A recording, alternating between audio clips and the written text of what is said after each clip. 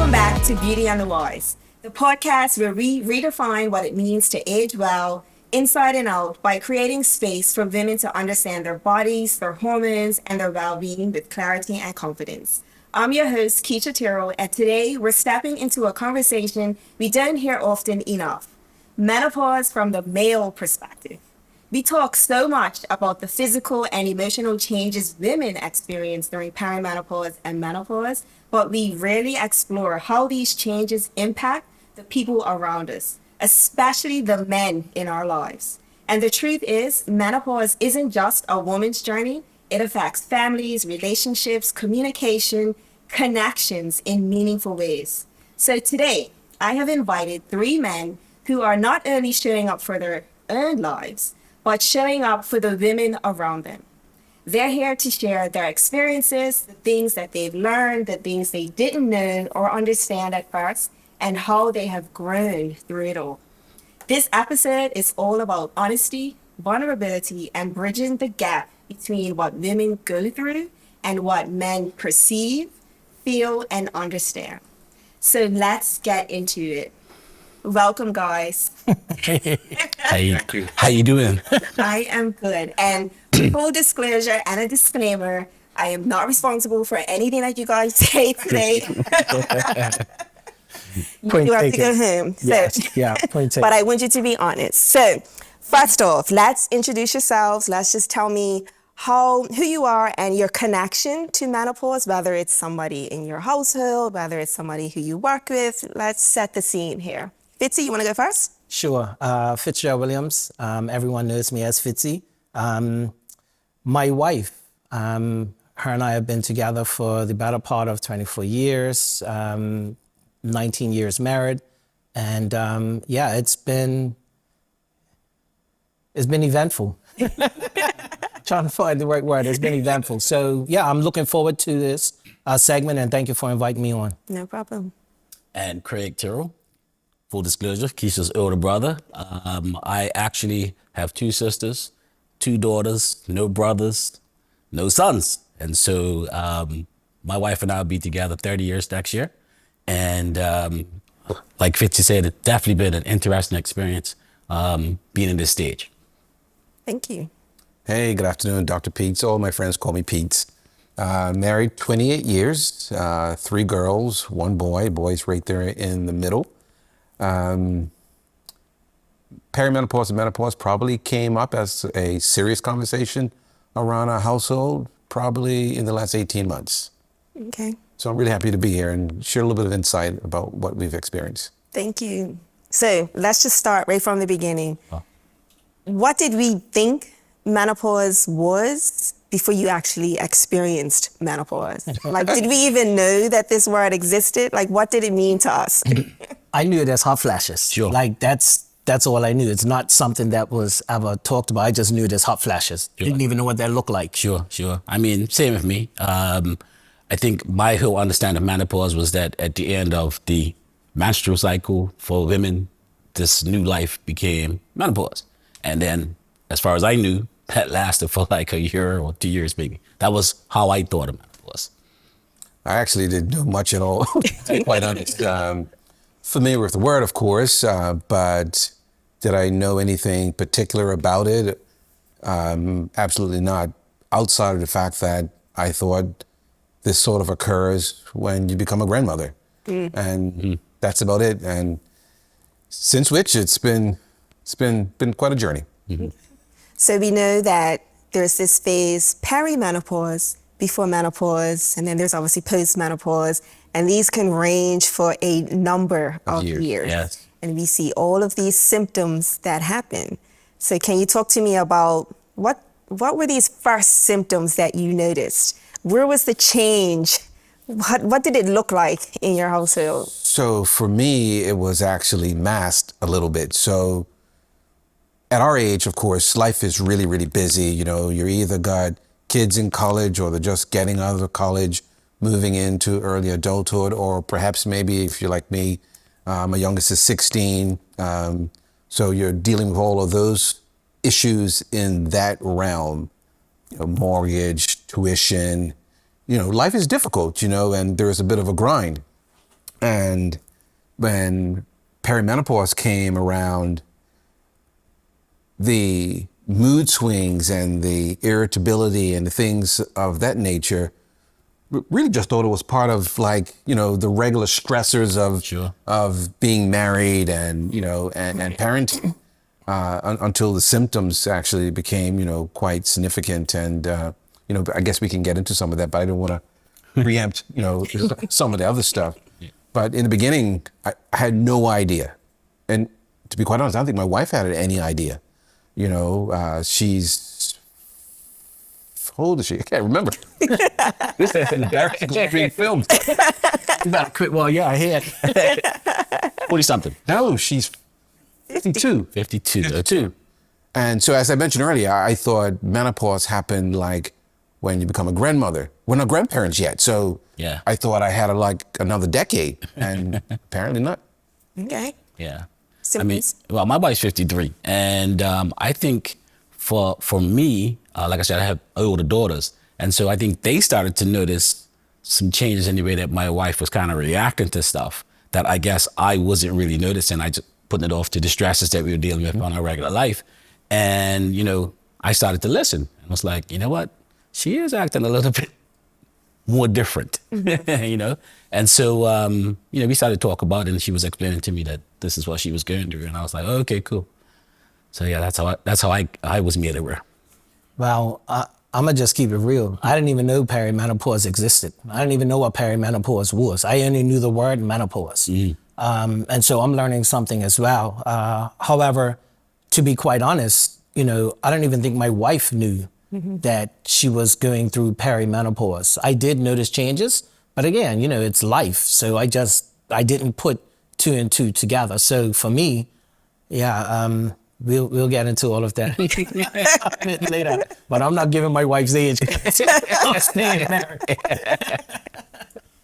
Okay, so I know men, you know, they tend to think they have to show up in this stage. And how did you learn about how could you support her in this time? You know, how did you figure out through all the irritability that you thought was normal?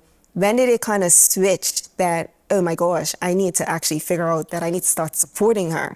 So after a couple of visits to the doctor, when, you know, she got, you know, the official diagnosis, and, you know, she's got some things that she's dealing with, you know, once that conversation sort of matured, that was like a really, really good, you know, sort of sign for me to say, hey, you know, there's something medical going on, you know, so this is not, I'm not failing. Like, you know, I'm not, you know, I didn't like lose my ability, you know, to be able to be a good husband or a good father. You know, she hasn't changed fundamentally, you know, as it relates to who she is.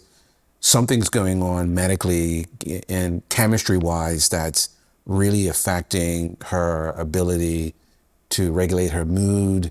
All sorts of things are just going on, not to mention a wife and a mother's work never ends, you know. So once the doctor, you know, really, really explained to us what was going on, that was a cue for me to begin to sort of, you know, sort of chip in a little bit more, you know, become a little bit more sensitive, a little bit more amenable to the changes in which she's going through. Because in the beginning, I didn't have any real appreciation for what, you know, she was going through until the doctor and her began to explain all the stuff that really happens. That was really eye opener for me. Okay. Yeah, I got to a point where I actually thought that she didn't like me anymore. And yeah. So, you know, we started having conversations, and like you know, she got the diagnosis and recognized exactly what it was. And like Fitzy, at that point in time, I didn't know what perimenopause was. So it was a learning experience for me at that time. But it was really just, you know, trying to step up a little bit. And as a guy, you know, you want to make sure that she's got everything she needs. So I might have been a little bit over the top at the beginning to try to, you know, fix whatever the situation was, as I'm seeing it, as fixing it. That didn't always work, you know, but I had to learn to kind of listen a little bit more. And that was, which I thought I was doing all that time, but come to find out I really wasn't.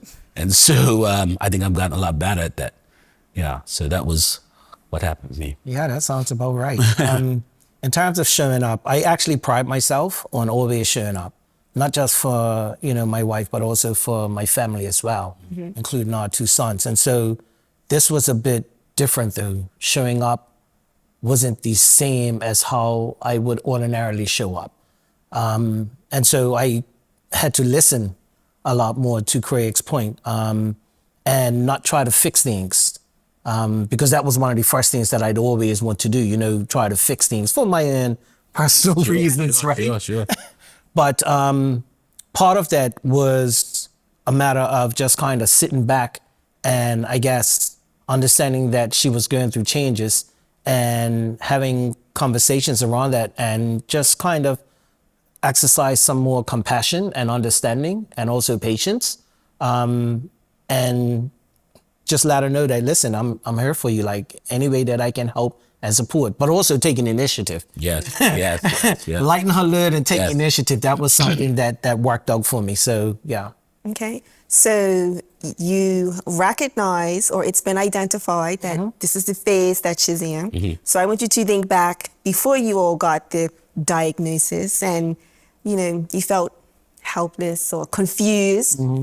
How did you navigate that? Like what were you really thinking? What was going on? Really? Truth? Like really thinking? Yeah, truth. Can we say the truth on it? Yes. Because truthfully, I thought that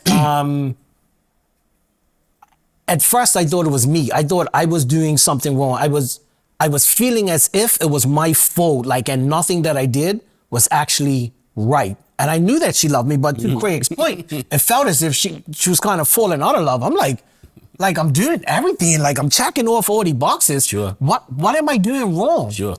So I'm gonna stop there because then I'm gonna be responsible, right?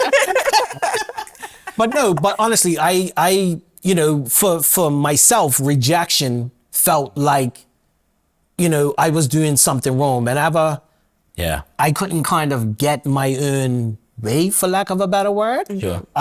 or something wasn't being reciprocated, I internalized that and felt as if it was something that I was doing wrong, and that caused distance and created distance in the relationship. Yeah, it could have been simple things like, hey, what you feel like eating tonight? Oh, I don't know. All right, so look, I'm gonna get some pizza. No, I don't want pizza. But you just said you don't know what you would eat. You know what I mean? So it's like, here I am trying to find solutions to a situation and can never find the right answer. So I started to really internalize that. And, I started to question, like Fitzy said, does she love me? Are we still in this relationship? Right. And now understanding that in her mind, that was the first thing from her mind, first thing from her mind. But for me, my selfish ego was, hey, I need to see some love coming to me, right? And because I'm not getting that, I'm thinking that, I am losing out on something here. And so it was really hard trying to figure out where is this all coming from? And how do I get it back to where it used to be? Okay. Yeah. I mean, my situation I think is similar to both Fitzy and Tyrrell. I was vacillating between, hey, is it me or is it you? Sure. I hope it's not me. I hope it's not you, but I'm not really sure. And sometimes I'll come in the office, early in work, and Fitzy will sometimes beat me in the office before I even turn my computer on. I'll go in his office and say, hey, look, this is the situation, and so on and so forth. And he would provide some similar stories and so on and so forth, and I realize, hey, wait a minute, we're probably going through something that's mutually probably the same. The biggest part that was probably the most difficult for me was probably the highs and lows of the mood swings. And they will come in ways and at times when I didn't quite expect. And I thought I knew this woman, and I think I do really, really well, but the hormone change, man, that was a real shift. And I think it not just scared me, I think in some ways it also scared her a little bit too. And so in the beginning it was really, really, really nervy, and I didn't know what was going on. And I felt really bad because I'm the marriage and family guy. Right, exactly. I'm the guy that's got the marriage and family therapist thing behind his name. This was supposed to be something that, I kind of had on the board as, hey, look out for this. caught me by surprise. Sure. Okay. And so what do you think, what did communication look like? I mean, But before or after?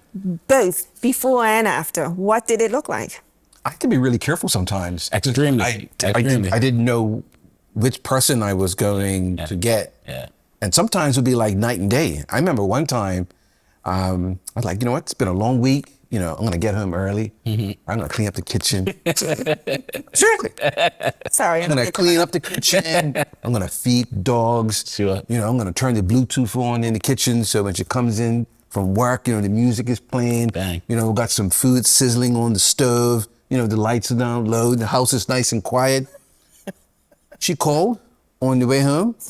The mood on the phone was so bad, I blew out the candles. I turned off the Bluetooth. I put the food in the microwave. The next morning when she woke up, completely different. Almost like yesterday never happened. Sure. And that's real. You know, that's real. Because as a guy, right, you know, you still think that you know, your wife's attracted to you and you can put your little suave moves on her and whatnot. And so, you know, you would have all sorts of like great intentions, and to be like, to have everything just blow up in front of you with like no explanation, just like, yeah, whatever, and just step off. And you're sitting there saying like somebody just took a big pen and popped your bubble, right? And it's the worst feeling ever, because you're looking around to say like flip, man, like, what do I do now? Like, you know what I mean? Like, where I go from here type of thing. Interesting with these two guys, because they work together and they're both experiencing it. It's kind of cool for them to be in the office. I would think, you know, to be able to, hey, you never guess what I went through yesterday. Like, whereas for me, you know, I have to call my friends because I have friends that are going through the same thing. And, you know, we talk about it and it's like, yeah, man, like, how do we get around this? You know what I mean? So it's difficult. Because think about it. I mean, the timing of it is almost humorous, right? Sure. We're kind of right in the beginning of that, like, early empty nesters. Mm-hmm. And then menopause comes. Sure. Because what happens is when you start approaching the empty nest, you're like, yeah. Yes. I'm my wife back full time. Yes. You know, no kids in the house. Sure. You know, your material things are kind of sort of, Sure. you know, leveled out a little bit. You know, I don't need as much as I did when I was in my 20s and 30s. And then you're thinking, you know what, this is going to be like a second honeymoon, and then menopause comes in. Yeah. Bam. Changes it all. Smack you right in the face. Yeah. Okay. Yeah. Okay. I see you looking at me, Kisha. So communication had to change, right? It had to. I had to teeter around certain conversations. I recognized that, you know, I couldn't always approach everything head on because it may end up going left. Right. Yeah. Quick. And so, you know, for me, it was recognizing, as both of these brothers had indicated, the mood that she would be in, or basically the energy, right? And sometimes what I'll do, I shouldn't disclose this, but I, you know, give her a call on the way home just to check in and see, you know, the wife that I'm receiving when she comes home. And so, you know, that was important. And so I had to make some adjustments. And some of the things that I started doing, for example, was, you know, just being funny when I came home. Honey, I'm home. You know, and, you know, run over, hug, kiss, like little things like that. I recognized it kind of made a difference, and it responded. And it kind of took her out of her headspace. But again, that's me trying to fix things, right? But the reality is, and forgive me if I'm jumping ahead a bit, I think, you know, for me, the most important thing is understanding that, you know, I can't really change her. Right? All I have control over is the environment, the things that are, you know, within my control. And so I would make adjustments in those areas to lighten her load. I know I mentioned that before, but I find that for me, that's kind of the part that I get the best out of her. When I kind of alleviate a lot of the stresses that are around, you know, it allows her to kind of focus on her. Sure. Which means that, you know, I get the better version. Yes. Sure. And you make a point, which obviously is part of one of the questions, but what would you want other men to understand at this stage where they probably have no idea what's happening under their household? Like, oh my God. Definitely don't take it personal. Yeah. Absolutely. Yeah. You know, the shift that's going on internally for her regarding her hormones and what really made her a mother and what really made her a woman. All of those things are really coming to like this massive change. And, you know, results may vary from human being to human being. And if the symptomology in your case is a little bit more on the sort of severe side, you know, you got to remember this person still loves you. You still love them. And right now something medically is going on. And if we can better understand that, communicate better, because sometimes that doctor, what is it that you really need from me? And because I don't want to do something or say something that's not going to be helpful. If you need me to just not say anything and just, you know, stay in my corner or, you know, get this done, you know, just let me know. And if we can get through that, then I think we're going to be okay. Yeah, I mean, listening is one thing I would tell anybody. Like, you really got to pay attention. And it's not necessarily listening to verbal cues, right? It's listening to, you know, body language. It's listening to routines. So, for example, you know, you're used to your wife doing certain things, you know, in the morning or whatever.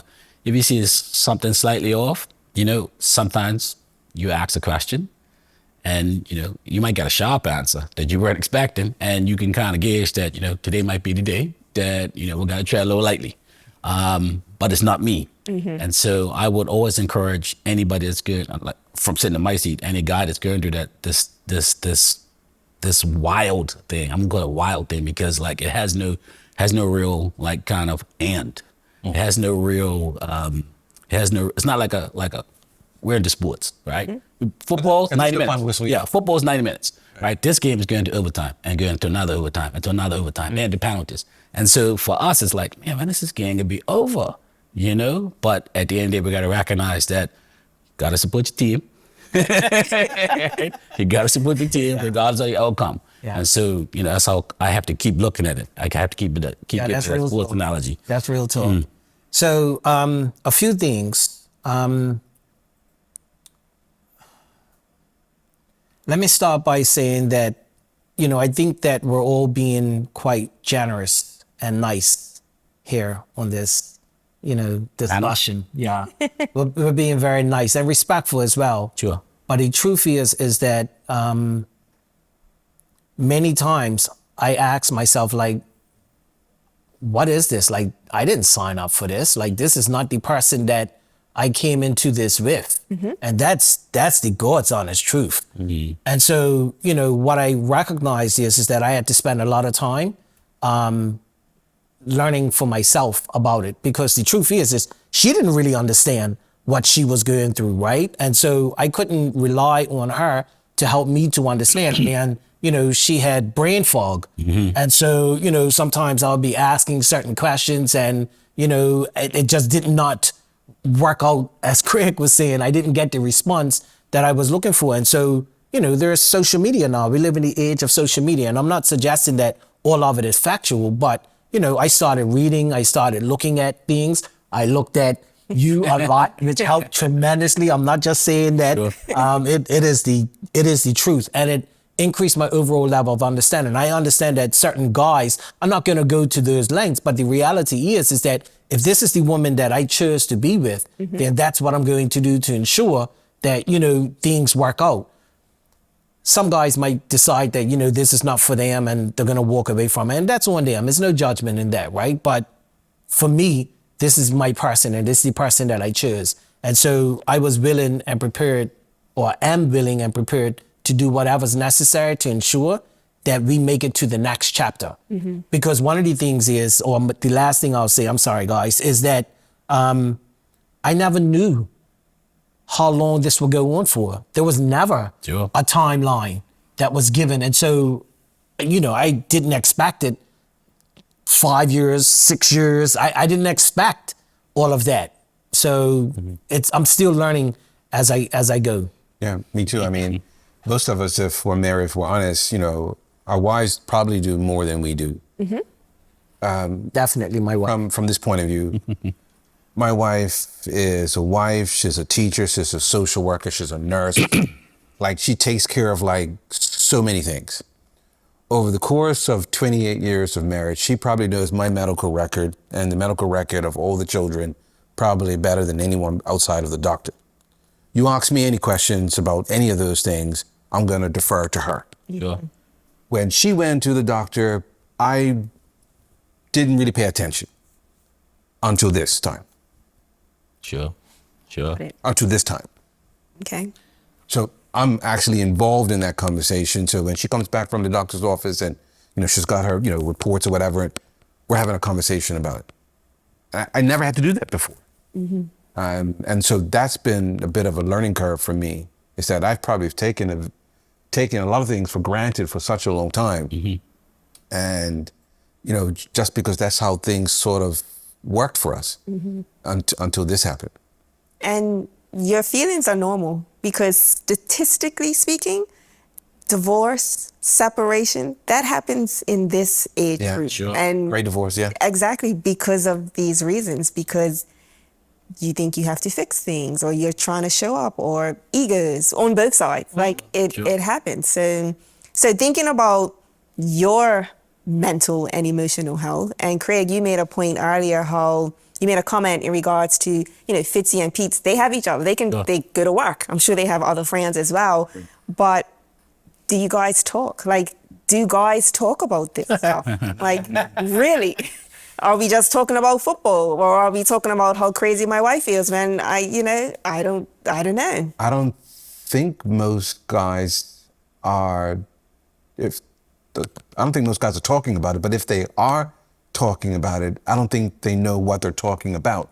Yeah, it doesn't sound like... I understand that things are difficult right now, and I'm frustrated, and she's frustrated, but I don't think when they're talking about it, I don't think they know that one of the root causes for that frustration is this hidden thing that is not being discussed, and that is, how is perimenopause or menopause affecting what's going on in your relationship between the two of you? Yeah, I would think that most guys see menopause, perimenopause as that's woman's thing. You know what I mean? Like, so when she's going through those feelings, I'm just gonna stand over here. I'm gonna go check my mates. We're gonna go maybe get a drink, watch a game or whatever. She'll do it. When she calms down, I'll be back. Right. I think that's kind of what it is. But there are, and I'm sure there are guys like us who have these conversations because we probably have friends who will go into it, and we can speak on that level to say, look, partner, yes,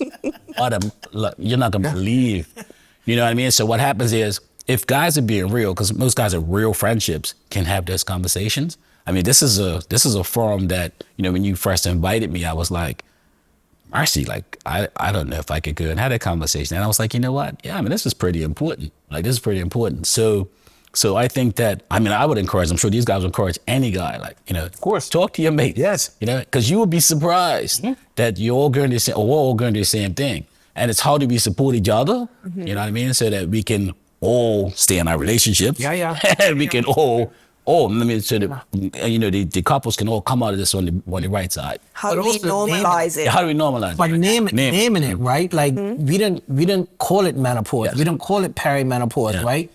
The change. We're calling bees. Yeah, all of that. All of that other stuff, Yes. right? And, but it's understanding the root cause of that, right? And to be quite honest, as a guy, sometimes I don't care about the root cause. Sure. Like, I just want you to know how it's making me feel. Right. And so when I'm going and I'm talking to, not to Pete's, but to my boys, we're having some libations or whatever, sure. and the real stuff comes out. And that real stuff, behind that is anger, and behind that is frustration and annoyance and irritability and all those other emotions that I cannot show when I'm at home. Sure. Because if I show that when I'm at home, then that's the end of the marriage. Sure. Like, if I'm being real, like, and I think that, that's what some people actually, some guys specifically want to know. Like, they want to see, look, man, I hear what these guys are saying, but the truth is that's exactly how I feel right there. Sure. Like, I don't know that person. Like, she's an alien. Sure. And so, to be quite honest, you're right. And I appreciate you saying that. Like, that is normal for us to feel that way. But I think also as guys, we have a responsibility to shoulder some of that and show up differently in our relationships. And the reason why I'm saying that for myself is because my sons are watching me. And then I show up differently or off in the relationship, I'm giving them permission to do the same thing when they have interactions with their women or their girlfriends. Right. And I'm going to have these conversations with them. But listen, you know, it's unfair sometimes. It is that as a guy, we shoulder a lot of this emotional stuff. But the fact of the matter is that, you know, this is sometimes what's expected of us. Yeah. I mean, you know, and I have daughters, and it's the exact same conversation, right? Whereas I want to show up for them so that when they get into relationships, they have an expectation from the guys that they're dealing with, so because they've had that example, right? Real talk. And so, you know, for us, it's pretty much the same thing. Like, you know, we want to be there, you know, we want to be a part of the solution.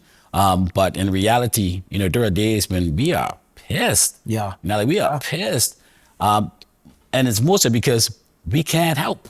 You know what I mean? It's like you got a baby who's crying who cannot tell you what's wrong. It's even worse because you have a wife or a partner who is going through something who cannot tell you like what is wrong. And so, you know, it's difficult on both sides. It is. It is. Okay. Speaking about the workplace and thinking about it from the perspective of a woman, what do you think guys or men in the workplace understand or don't understand when it comes professionally dealing with a woman in the workplace? Obviously, your wives or your partners come home and they're talking about work, but, you know, Much. do they get it? I don't think this. Absolutely not. Right. I don't think this part of the conversation is even a part of our purview. Yeah. I was sitting here listening to you guys, and I'm going through the catalog of memories that I have because I'm 55 years old. I had grandparents, I have uncles, I have, you know, older cousins. No one, not one of them, has ever said anything to any of us. Yeah, it's true. About perimenopause, menopause. Well, I can't say that because my mother, like I said, I have two sisters. So my mother actually brought me into this conversation. Okay. So I had an idea about menopause and what she was going through. But again, I wasn't her husband, so it wasn't something that I needed to kind of work with. I just knew that she was going through something, and like most reactions would be like, it's time for me to go this way because, you know, my mama is getting off the rails right now. You know what I mean? Like, okay, I come home, I look at the dishes, and I say, you know what? I'm gonna knock those dishes out, but first I'm gonna do X, Y, Z. So I go to do X, Y, Z. My mama comes out of the kitchen, sees the dishes, and she's like, yo, like, why are these dishes? I watch it. I mean, she's going ballistic. So I'm coming up to explain to her, well, look, I was gonna do the dishes, but I'm knock this out first, then I'll come back and do the dishes. And as I'm going back to do this thing, she's like, oh, no. You're gonna do the dishes before you do anything else. And then I'm like, what is wrong? And I said, okay, cool, go do the dishes. Again, I'm there as a younger person, not understanding what she was going through, just thinking that she's just being unreasonable, right? And had to have it her way. And I'm pissed. Yeah, like, I'm pissed. absolutely. Because I'm like, yeah, I mean, I'm gonna get to it. But realizing that in order for her to kind of, you know, get back to her groove, like she just needed to have certain things done in a certain way, just so that, you know, she can move on for her day. So I get that now because my wife, you know, has similar reactions, right? But like at the time, you know, I was like, okay, I got to move out of this house. So based on that, you guys have kids. Yes. Yeah. You guys have partners. Yes. Who interact with these kids. Yes. Oh, very well trained. Yes. To Craig's point and examples, you see the interaction between your wife or partner and the kids, and you're like, whoa, what's going on? How do you help? What do you do? Because you can't retreat to your corner. You see this happening. Sure. What do you do? So let me start by saying that, sometimes it can appear as if, you know, somebody's going off the rails and the children are like, well, like, what's going on? Like, what did I do? I'm not coming out to play referee, right? And I think we as men, oftentimes we need to decide or redefine what our role is going to be. And what our role was in the beginning of the relationship may not be the same role during that phase. right? And so maybe the rule is allow that to play out and then go in and have a conversation with my son afterwards and then have a separate conversation with my wife afterwards so that she understands, what I observed or whatever. And sometimes that could be uncomfortable, but that's also part of the responsibility that I have in my family. Mm-hmm. There are some guys, for example, who will stay on the outside and be like, I hear that, but I'm not touching it. She ain't right talking to me. I'm not getting none of that. I don't want none of that smoke, right? But again, it's just depends for each individual. Some cases are more severe than other cases. And in mine, I've just figured out a way to be able to manage it a bit better. That's all. Yeah. Okay. Yeah, well, we're still trying to, at least in Julie's point of view, the doctor's still working through the regiment of things that they could do to sort of manage her symptoms. So she hasn't gotten to the point where, hey, look, we got it like under control and, things are pretty steady. So we got 3 girls and 1 boy. So the girls and mom, they can activate every once in a while. Mm-hmm. My son and I, what we do is we just sit on the periphery. Right, because sometimes it's not safe to get into the fray. Sure. So what I normally would do, of course, is later that evening when Julie and I retire back to the room, I play that role of support for her and, listen to her, talk to her, whatever the case may be. And then sometimes I may have to sort of just have a couple of sit downs with the kids one-on-one to say, hey, listen, things are going on because you're a teenager or you're a young adult, mom and daddy are dealing with this or mommy's dealing with this and just try to sort of keep the peace that way. And that seems to be the only thing I can do, at least at the moment. And otherwise, now I take it day by day. I did say to Fitz the other day in jest, maybe we should start a support group, kind of like on the vein of AA and NA. Hi, my name is Peets, I'm married, my wife has menopause. Sure. We got a good chuckle out of that. For those who don't know, we are therapists. It does not mean that we have more clear insight than you bet this, but I mean, to Peach's point, my daughters have pulled me aside many a time and said, you know what, you deserve a medal. And I have to say, well, look, let's backtrack because, your mom's going through some stuff. You know what I mean? And yes, there are some days when she is like just, lit right up where I'm had to say, nah, if I light back, this could get real out of control. Right. So, the one thing that I will say, I think you used the word earlier, if you don't have patience, you have to develop patience. Mm-hmm. And you have to develop it quick. Because, without taking a moment to breathe and temper your response, it could go south. Mm-hmm. Now, I'm sure that these guys probably in the same boat as me, where the reactions that we're receiving right now aren't like severe, where it might be physical, mm-hmm. right? Yeah. No, I don't know how I would react if I was in a situation my wife became physical with me or my kids. I don't know. But for anybody that's finding themselves in that situation, I would encourage them to get help. You know what I mean? Seek professional help, you know what I mean, to assist them with that. But for now, right now, all we're dealing with is mainly like mood swings, right? And again, the AC. It's almost December, right? I think we're going to go 12 months. The air conditioner. Air conditioner. Yeah. It's the air conditioned and the heavy blanket. Yeah. Yes. That is a staple. Yeah. That is a staple. Yeah. That gets kicked off. The blankets get kicked off. Then they get put back on. Sure. The AC goes up and then the temperature comes down. Yeah. Yeah, it's a lot of that. Yeah, man. It's a lot of that. I just put on a sweatshirt or something thicker. Sure. I used to control the remote, but not anymore. That was a huge change. So I would get up in the middle of the night because the AC and the ceiling fan on. Yeah. So I would get up in the middle of the night and I would turn the fan down one. And all I hear is, you turn the fan down! Did you turn the fan down? I'm like, relax. I'll go back and turn it back up. It's okay. And next thing I know, she's kicked the covers off, she's sweating. And so, I'm just like, yo. But we're not going to get into the conversation. Don't touch me, right? Yeah. Or maybe we will. Gonna get there. You guys have got me jumping around, but we're gonna. Sure. Yeah, but that AC thing is serious. flow right now. No, that AC thing is serious. Yeah, it really is serious. I didn't realize how serious it was. Yeah. Yeah. All right, Belco's gonna thank me. Sure. Yes, they will. Me too. They will. So back to one of my questions originally about the workplace and women. You guys must work with women as well. Not anymore. No, yeah, so yeah, I'm at mask. So men helping men. So it's practice, you know.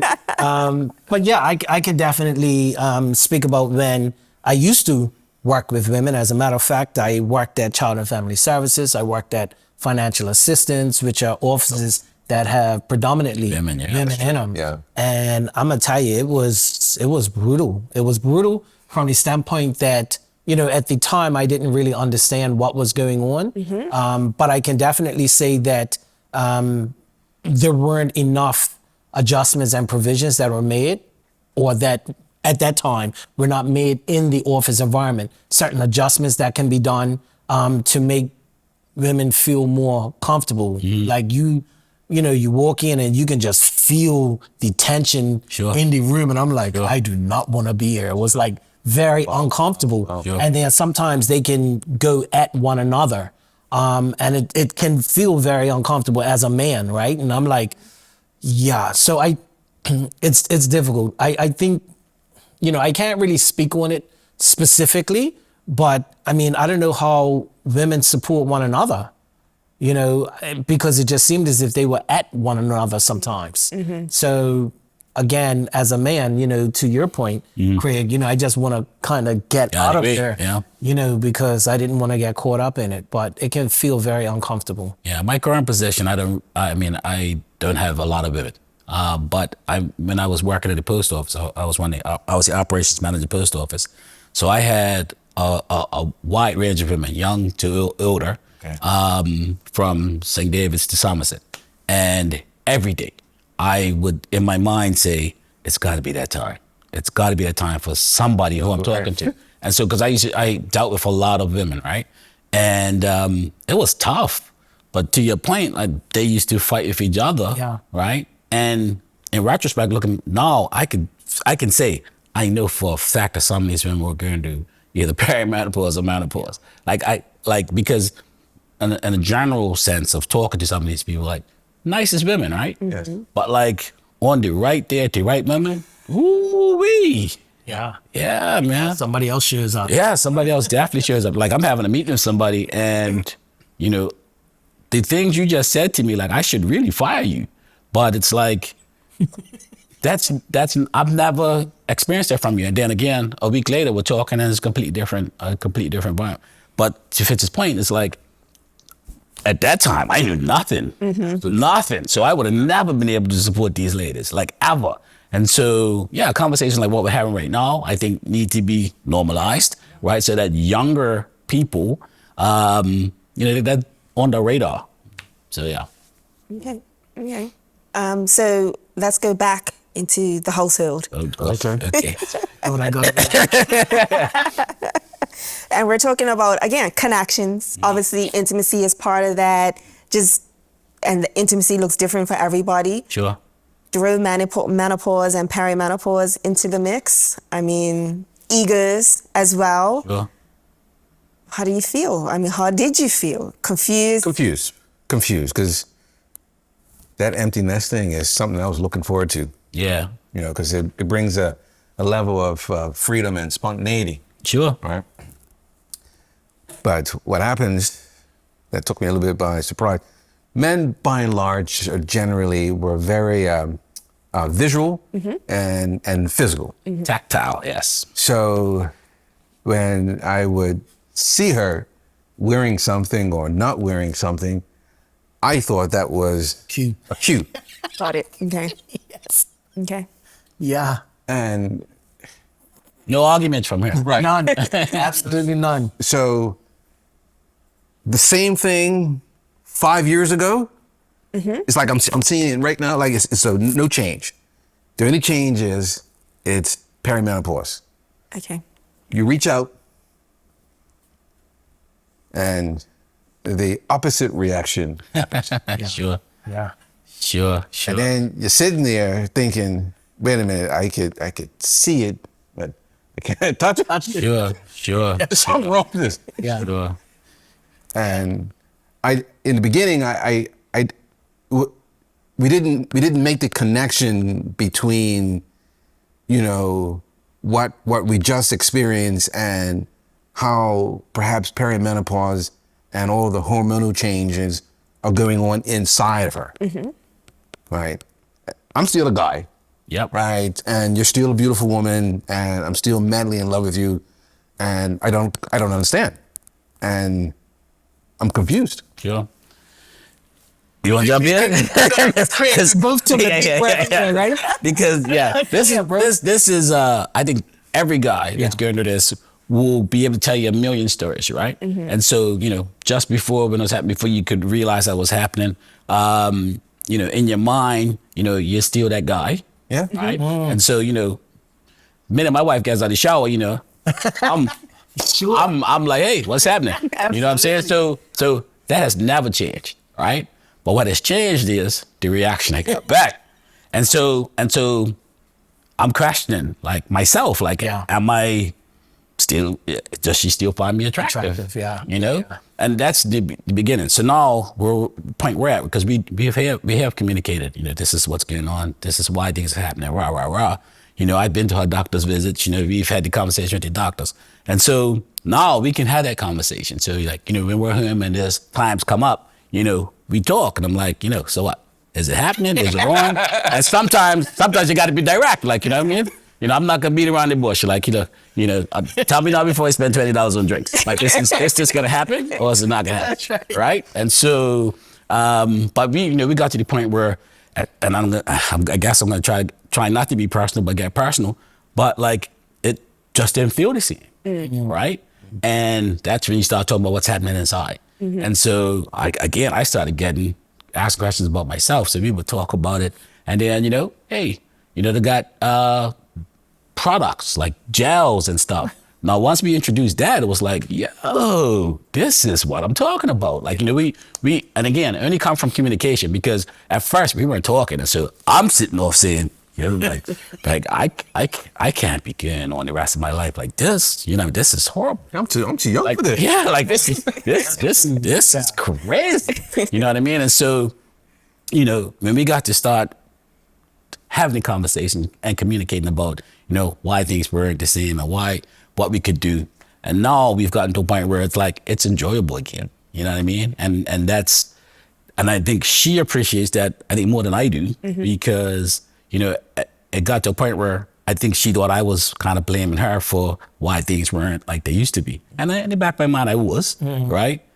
But I shouldn't have been, but I was.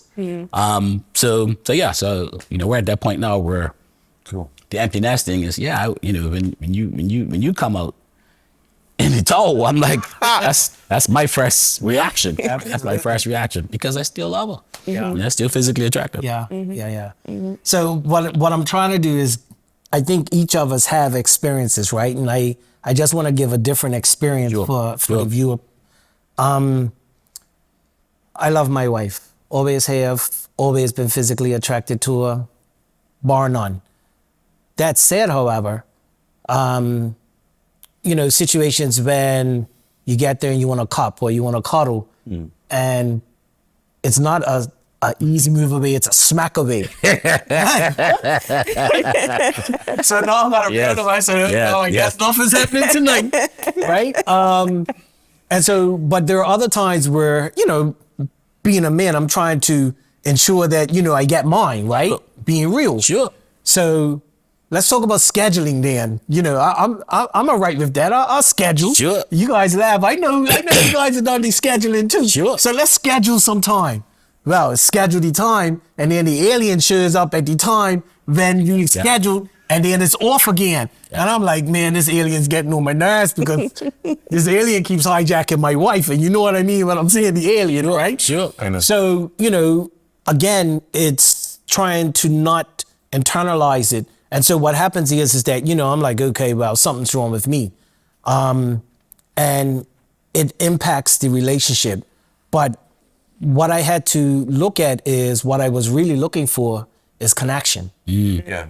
Right? And so how else can I still get connection with my wife? And so we started talking about it. And so we're on this whole fitness, health thing now where we walk. Well, I walk 7 days a week, but you know, she gets out there, she walks like 4 days with me and it's nice. You know, and we're connecting in other ways. Yes. And it's not that that aspect of our life is no longer important. It's still paramount. Like it's really important to me, but that's a part of our communication. Right. Right. And I understand that this isn't always how it's going to be. It's just a chapter or phase in our life. Yes. And so this is just the chapter that I'm in. So I find myself, and Craig had alluded to it earlier, you know, the things that we tell ourselves as men to kind of help us navigate and get through this phase. And so that's just part of it. Okay. But yeah, that alien is real. Oh, it's real. Yeah, it's Well, I was going to say, you know, we can only laugh at ourselves really to get through this. yeah. So, you know, do you have moments or any moment that comes to mind that you're like, I remember that. Oh my God. And I can only laugh at myself. No. Without, you know, spilling too many beans, because again, we need to I have to send you all home. Yeah. But Sure. any moments that you're like, yeah, I was a real idiot, or you can really laugh at yourself now when you think about it? That you would like to share? I'm trying to this one that I want to share. Sure. But to answer your question, yes. It's actually a lot of those moments. Yeah. I have a lot of Yeah. those moments. I'm not sure that I want to actually share any of them because it doesn't paint a really good picture. Yeah. But brain fog is real. Like it really is. And the things that I noticed that, you know, and it's all credit to my wife because she has a lot of responsibility. But some of the things that she forgets is like, how do you forget that? That's stored in long-term memory. Sure. You know, did I just say that out loud? Sure. She's not watching this, right? I mean, for me, I think as I'm reflecting, I think probably more often in the first 6 months when I was a bit clueless. You know, 6 months? right? Because this has been I was clueless for like this has 2 been years. like a journey, right? So I think in the first 6 months, neither one of us really knew what was really happening. Obviously, she knew something was changing, but you know, but a diagnosis hadn't been sort of put on it yet. I was just completely out in left field, and so there probably were some moments where I was insensitive, intolerable, overly chauvinistic, selfish. In hindsight, I just feel a bit embarrassed because that's not really part of my nature. And if I would have just had a little bit of information about what I was really dealing with, I think I could have found a better version of me during some of those moments. Sure. So I didn't kill the marriage, you know, and anything like that, but I probably wasted about 6 months. I appreciate that list. That Yeah. was a good list. Do you guys have any words you want to add to that list too? No, he was on point. He was on point. Yeah. He was on point. Yeah, like I said, for me, I just think that I wasn't interested in the better version of me showing up at that point. Like I'm gonna keep it above. That's fair. That's fair. I wasn't interested in the better version of me showing up. I just did not know what was going on. Yeah. And ignorance to the fact, right? But again, I just don't think that she realized what was going on. And so how could a better version of me actually show up in those moments when she didn't know what was going on? Yeah. So yes, all of those and the list goes on. Yeah. And, you know, I think at some point I realized that, and I don't know when this was, but I realized that I needed to stop trying to be perfect and just be present. That's a good one. Yeah. Good one. And I would just add a level of selfishness where it was all about me. You know, I was like, all right, cool. You know, you're going to something, but you know, what about me? So for example, I said something to her one time, and you know, now that I think about it, I was like, my godmother, she passed away now. She and I had a similarity. We both suffer from gout, right? So you know gout, and so very painful. And so I asked my godmother one day, I said, what was worse, gout or childbirth? And she said, oh, gout by far. So I actually said to my wife, right? I said, you can't say nothing to me. You can't say nothing to me. You never had gout. You know what I mean? You can't say nothing to me. You never had gout. And now that I think about it, like that was definitely not the right thing to say at the time, you know? But hey, my godmother was honest, you know, rest in peace. But yeah, that's one thing I probably wish I could take back from saying to my wife while she was going through this period. Now, Kisha, you got me thinking, like, what happens if men go through a midlife crisis and we have the perfect storm? Midlife crisis on my end, perimenopause and menopause on her end. Sure. Huh? You just said it. It's the perfect storm. Perfect storm. Just pray for the kids. Statistics could go up or down. Pray for the Anything kids. possible. For the kids. Pray for the kids. Okay. So before we wrap up, I want to talk about advice to guys. Okay. What advice you could give? What would be one thing you would tell men to either stop doing or they should start doing during this stage? Stop. Dude. That's a lot of Start. pressure. Yeah. I have to educate yourselves as much as possible. The more information you have, the more tools you have on your belt, the better equipped you are to be able to deal with things that come at you, right? Yes, certainly you'd still be caught off guard, but having more tools allows you the best opportunity to sort that out. I'm not going to say fix the problem, Yeah. but to address some of the issues. Have patience, empathy, understanding, compassion, and remember the woman that you love is still in there, Yeah. right? So, yeah. And you know, if you're not doing it, listen. Like, you gotta listen, man. You gotta listen. You'd be surprised how much you learn when you actually listen. And I think my grandmother told me one time, you got 2 ears and 1 mouth for that reason, to listen twice, to hear it twice as much than you speak. And so that's one thing I tell people, or tell guys, you know, you gotta listen and pay attention to those cues. First, there's verbal and non-verbal cues. You gotta pay attention. Okay. Well, I'm no expert, and you know, so I feel a little bit inadequate in trying to provide some advice at the moment. But I do get the question, so I guess the only way I can probably respond is probably tell you what did I do, and then maybe if it worked for me, maybe it might work for someone else. You know, one was not to take it personally. You know, what's going on with her. This is not an evaluation of my parenting, my husbandry, you know, my relationship, you know, something organic and chemical is going on. It's real. And so this is not necessarily about me. I have my flaws, and we all do. Yes. But menopause I didn't cause it. The other is, as Fitzy had mentioned, is more patience. And this woman has been there for me through thick and thin. Like, I've been in some foxholes, and she's never not been in there with me. Sure. I have to be here now. Sure. Like, this is the one time, you know, if you're gonna have a husband, like this is when you really need one. Husband, right? Right? Yeah. And so I really want to be there for her during this period, and so that we can enjoy the next 15, 20 years together. Yeah. This is the time to put your ego aside. Yeah, agreed. Yeah. Agreed. Put your ego aside. This brings me to my last question. So thinking about the women that are watching or listening to this podcast, if you could give them one message from the male perspective, what would you want the women to know how men see and, you know, experience this transition? I'll look right at the camera. Yeah. We know less than you think. Got it. We know less than you think. Yeah, that's pretty much. But at the same time, understand that we want to be a part of your progress. We want to be a part of the solution. So at the same time that we know less than you think, like, still communicate with us. Right. so that we could be here. I love you.